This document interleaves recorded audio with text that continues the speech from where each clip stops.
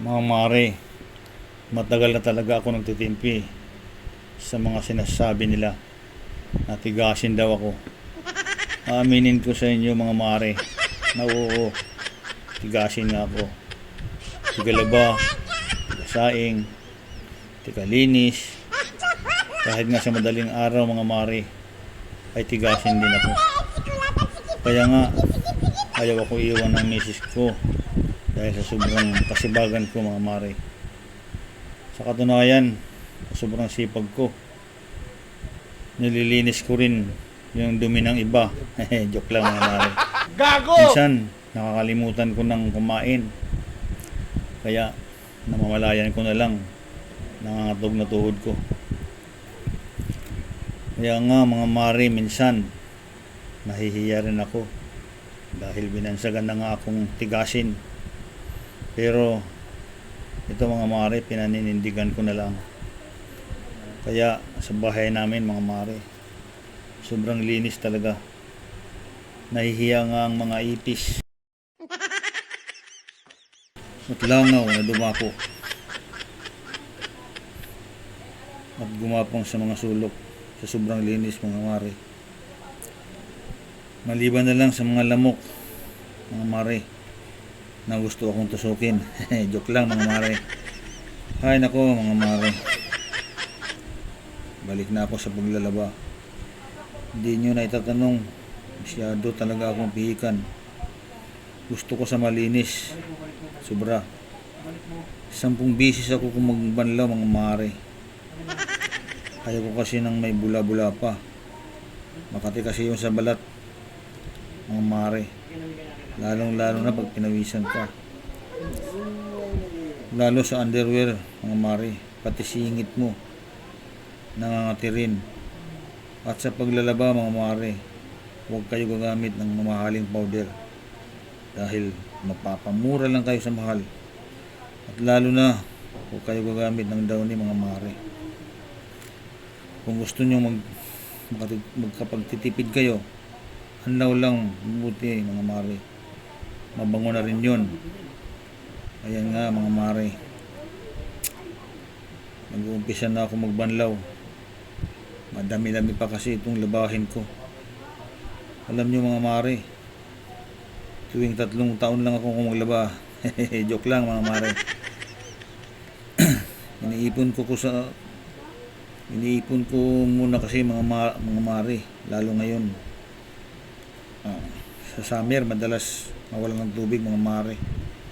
Mabuti na lang may drum ako na ipunan ng tubig. Hay nako mga mare, ang dami ko pang gagawin. Pagkatapos ko maglaba, magsasaing pa ako para sa tanghalian. Hindi na kasi ako nag-almusal mga mare dahil pagising ko sa umaga, magmumumug lang ako. Tapos mag-exercise ng konti. Pag pinawisan na ako mga mare, uwi na ako ng bahay. Magtitimpla lang ako ng kape mga mare. At pagkatapos ko magkape, mag-uumpisa na ako sa gawaing bahay. Ako lang kasi naiiwan mag-isa.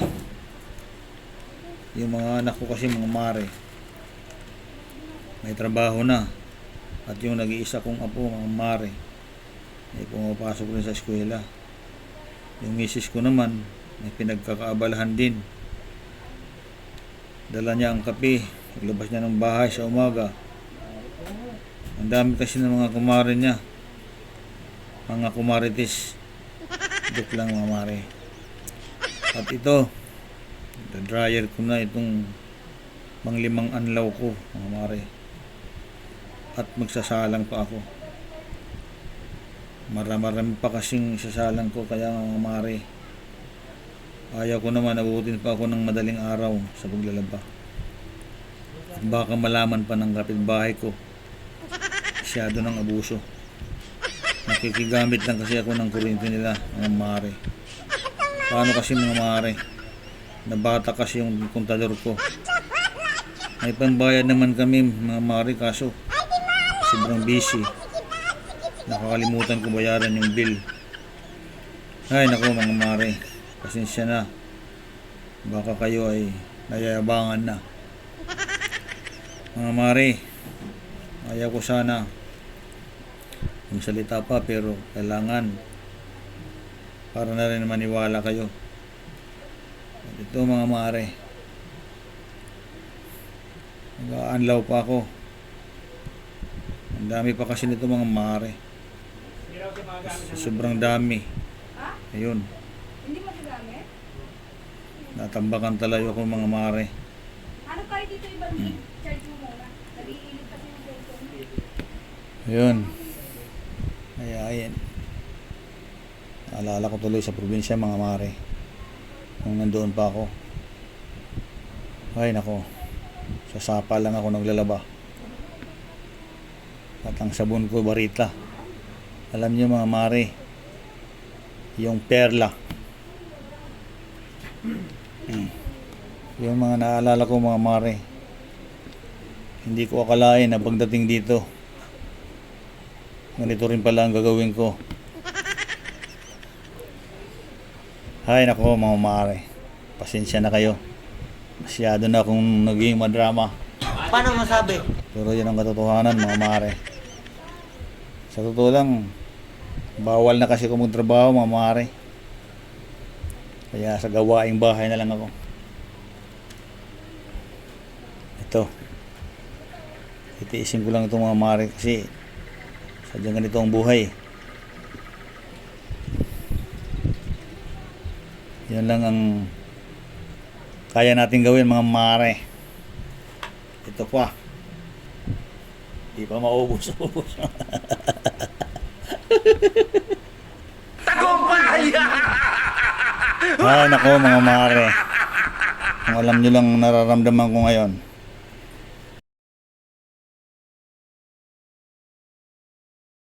Baka damayan nyo rin ako mga mare.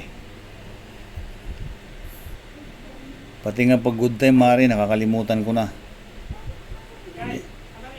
Naaya ko ng mga kaibigan ko mga mare. Wala na. Ay nako mga mare, natapos din. Ito na. Unahin ko na itong underwear ko mga mare. Dahil pagka ito'y matuyo, saka lang ako maliligo. Dahil alam niyo naman mga mare, 7 piraso lang itong brief ko. 2 araw ko ito kumihit yung bawat isa. Kaya yun, naubusan nga. Ayun. Pag natuyo ito, saka lang ako maliligo mga mare ko. Ang hirap no? Sana nagustuhan nyo yung kwento ng buhay ko. Nagpapakatotoo lang ako mga mare. Alam nyo naman, tayo lalaki, mahirap na matalo. Ayun na nga mga mare. Ay, patapos na. Ayan na. Natapos din ang aking labada.